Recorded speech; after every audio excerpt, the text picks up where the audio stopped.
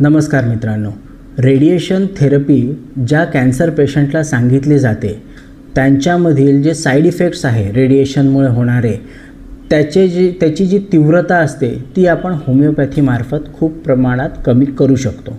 जसे की त्वचेवरील चट्टे आहेत, ड्रायनेस आहे, लालसरपणा आहे त्वचेचा, आग होणं आहे, खाज येणं आहे, या सर्व गोष्टी आपण कमी करू शकतो.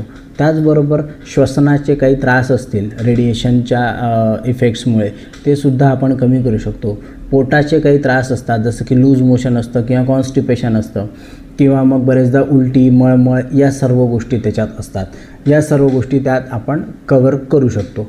थकवा सगळ्यात महत्त्वाचा असतो. त्यानंतर प्रजनन संस्थेवरती होणारा जो परिणाम आहे तो सुद्धा आपल्याला याच्यामार्फत कमी करता येईल. प्रत्येक पेशंटला हा वेगळा त्रास असतो, सगळ्यांना सारखा